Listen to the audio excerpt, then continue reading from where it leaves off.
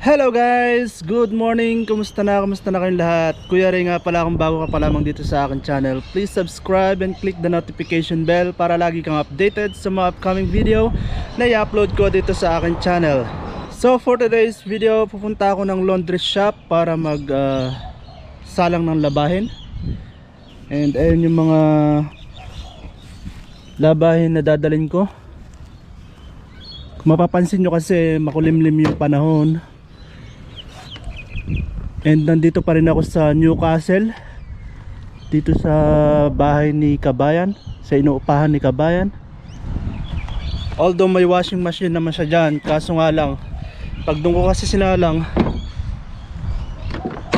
wala yatang dryer. Hindi ko rin kabisadong gamitin yung washing machine.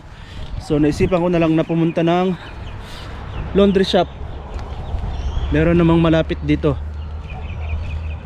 At least meron dong dryer.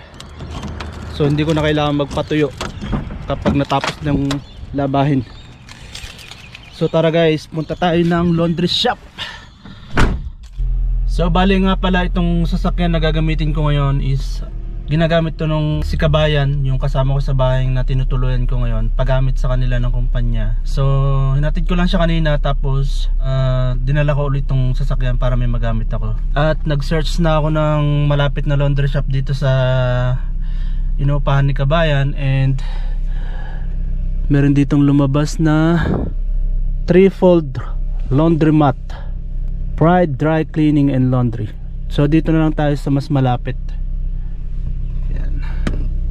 sa 3 folds ito.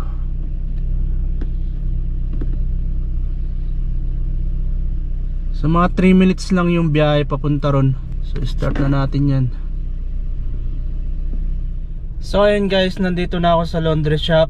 Yun nga lang, may nakakalimutan ako. Nakalimutan ko magdala ng sabon. Di pa nga pala ako nakakabili. Yun nga pala yung plano ko kanina, bibili muna ako bago ko pumunta rito. Eh nakakalimutan ko naman, so kailangan ko munang bumili. Punta muna ako siguro ng Coles or kung saan man malapit na pwedeng pagbilan ng sabon. Ay nako, makakalimutin na tayo. So ayan guys, nandito na tayo sa may Coles, dito sa Mayfield. Ayan, Coles Mayfield. 8 minutes lang siya magmula dun sa may laundry shop na pinuntahan ko. Yun nga lang, nakalimutan natin na wala tayong sabon. Nagpunta tayo ng laundry shop nang walang sabon, 'di ba? Medyo makakalimutin na tayo ngayon. So tara, pasok tayo ng Coles.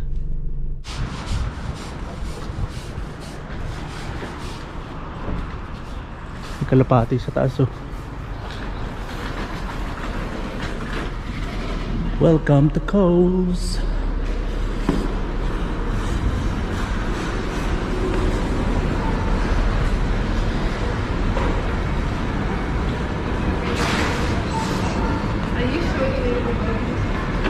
$10% off instantly.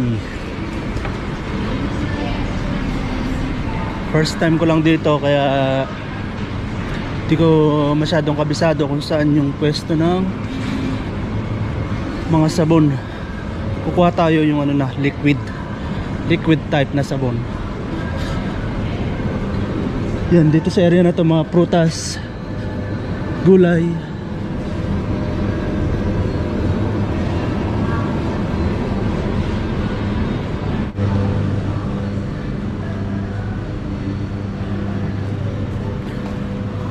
So nandito yata dishwashing, cleaning. Doon yata sa may bandang dulo, nandun yung cleaning.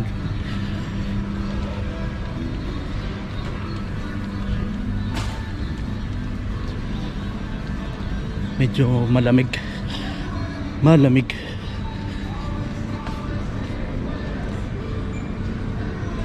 Ano pala to?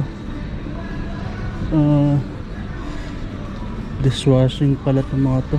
Wala yung ano, detergent. Saan yung mga panlaba?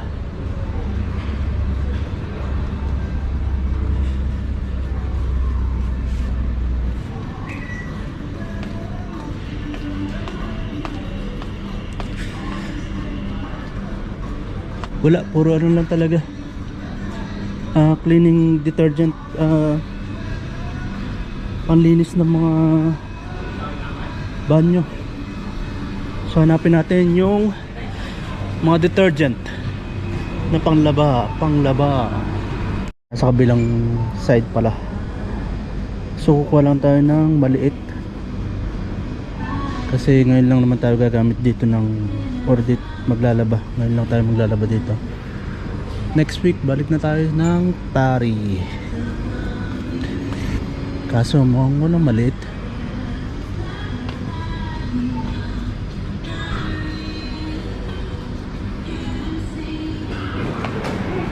So ito, magbabayad na tayo.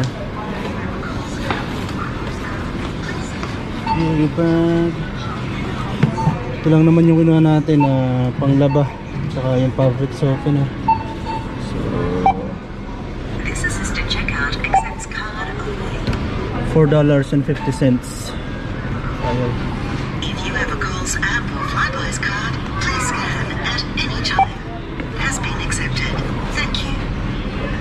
Use PIN pad to complete transaction. Thank you for shopping at Coles. Thank you for shopping at Coles. Thank you.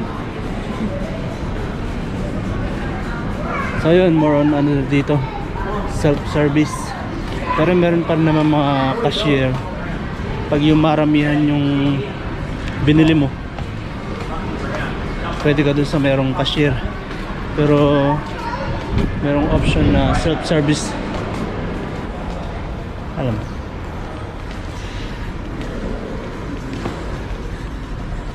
Tapos yan, kagandahan dito yung parking nila, may bubong.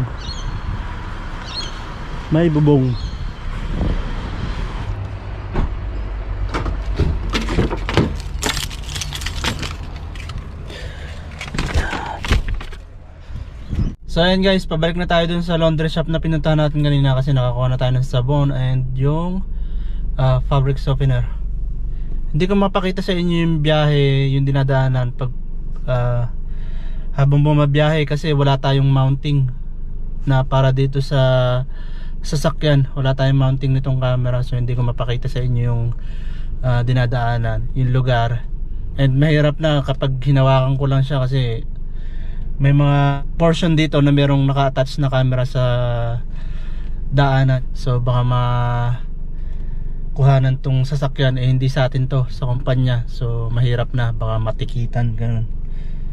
So tara, balik na tayo dun sa may laundry shop. Yan, nandito na tayo sa laundry shop. Yan, self-service, 3 folds with S pala, 3 folds. Yeah. Tapos meron dito DIY dog wash. Pwede ikaw yung paligo sa aso. Tapos machine siya yung ginagamit.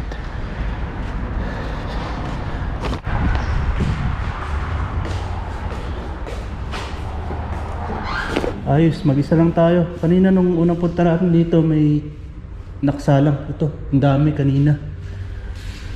$9 for wash. Medyo may kamahalan pala dito. Pero okay lang. Dito na lang tayo sa maliit kasi kakasya naman dyan.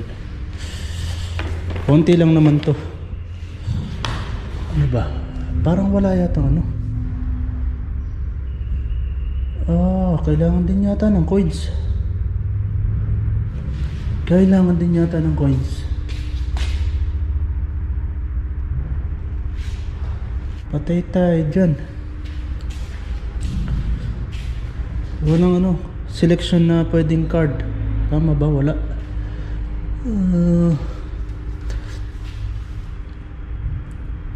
Scan QR code above, log in or register, top up credit, activate machine, confirm service code, press charge now. Okay, meron naman pala. Kailangan mo nang scan yung QR code. So try natin. Tayo sa pinakadulo. Buti na lang wala nang ibang tao dito kasi pag mayroong iba, mahirapan tayong may ilang tayong mag-video. Yan, scan na natin yung QR code. Welcome to Pay by Mobile. Your session has expired. Kaka-login ko, kakabukas nga lang, expired ka agad. 24 minutes lang siya.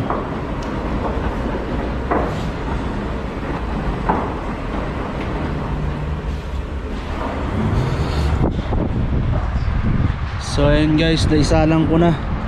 Natagalan pa ako kasi online yung pagbabayad, wala siyang tap card na pwede mo i-tap. Tapos coins, hindi naman ako nakapagdala ng coins. Buti na nga lang pwedeng online. Ayun, may Magpie. Common dito yung ibon na yan, Magpie. Tapos dito naman sa kabilang side, ano siya, recycling bottle machine. 10 cents kada bote. Yan, di siya mailap sa tao. Ayun, pumasok sa ilalim. Medyo mahangin, malamig ang simoy ng hangin. Tapos dito nga yung dog wash, DIY dog wash. Silipin natin yung itsura.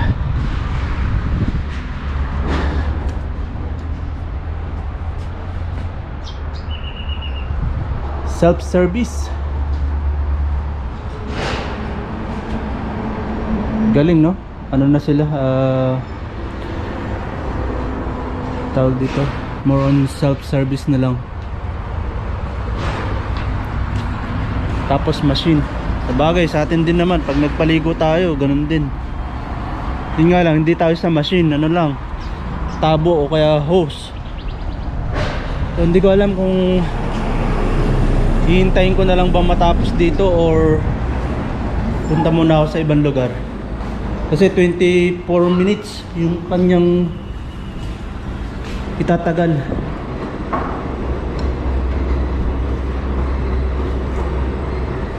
Yeah, may dumating kanina, dalawa. Doon sila, yung isa doon nagsalang. Tapos yung sumunod sa akin ito. So ayan guys, medyo may kamahalan yung laundry shop dito pag naglaba ka dito. Kasi 24 minutes, $9. Tapos bukod pa doon yung sa dryer, which is $5. Yan, $5. So papatak ng $14 yung gastos. Compared dun sa Tari, medyo mura doon kasi sa wash, lang yata $3 or $4 yata. Tapos yung hindi, magkano ba? $4 nga yata. Tapos yung dryer, hindi, baliktad. Dryer pala yun, yung $4. Tapos $7 naman yata yung sa wash. Although konting diferensya lang, pero malaking bagay din kasi yung dollars yung $1, $2, malaking bagay din. So ayan, may 15 minutes pa. Tapos yung dryer naman siya, 20 minutes for $5. So 24 minutes plus 20 minutes, mga 45 ka muna, 45 minutes. So ayan guys, nasa final reach na siya. And 10 minutes na lang. 10 minutes na lang hinihintay natin, matatapos na siya. And after that, isasalang naman natin sa dryer. Ang lalaki ng dryer, pero konti lang naman yung may lalagay natin. So ayan guys, nag-message yung 3 folds. Itong mismong laundry shop. Sabi niya, all done, washer please collect from 3 folds Newcastle, thank you. Pero may 1 minute pa. So yun yung kagandahan pag naka-online ka, kahit iwanan mo yung sinalang mong labahin, pag may message sa'yo, at least 2 minutes pa yata nung na-receive ko 2 minutes pang umiikot yung 2 minutes pa yung natitirang oras. pero nag-message na siya. So update. Halimbawa kailangan pong bumiyahe papunta rito, halimbawa iniwan mo nga, so at least may time ka. Pagdating mo tapos na talaga. Ayos, ang galing. So yan, 1 minute na lang, tapos sasalang na natin sa dryer. So ayan, nasalang na natin dito sa dryer. Sarado natin. Tapos sabi niya doon, place your items in the dryer, scan the QR code to use the app, or insert coins to begin. So scan natin.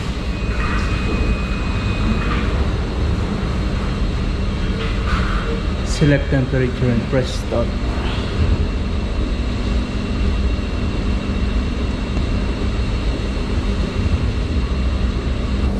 So ayan, may selection pala na kung ilang minuto. So sa 12 minutes lang tayo.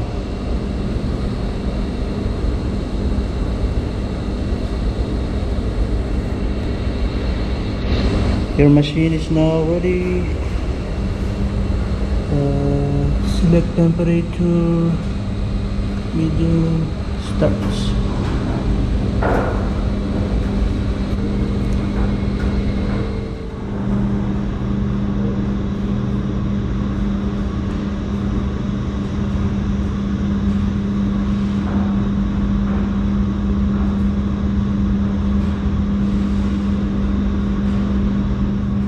So ayan guys, 3 minutes na lang mahigit, matatapos na tong dryer. Tapos ang pinili ko lang pala 12 minutes lang, hindi yung 20 minutes. Yung 12 minutes ano lang siya, $3. So mas mura ng konti. Nakatipid ng $2. So pumatak siya ng 24 minutes dun sa wash, tapos 12 minutes sa dryer. So 36 minutes lang yung hinintay ko rito. Hinintay ko na lang, di na ako lumabas kasi di na ako pumunta sa ibang lugar kasi hindi rin maganda yung panahon, makulimlim.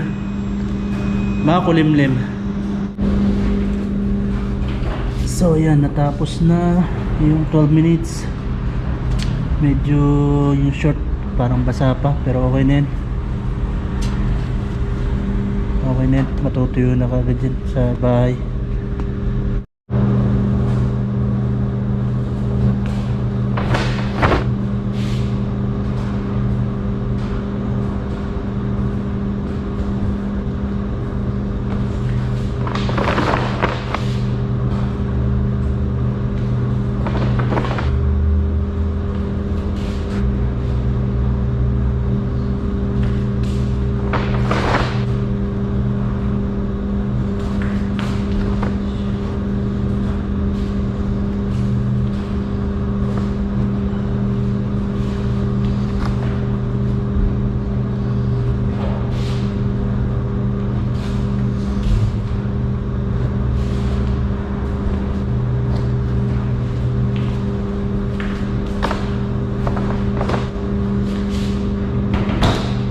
So guys, ayan, tapos na akong salang ng labada sa laundry shop.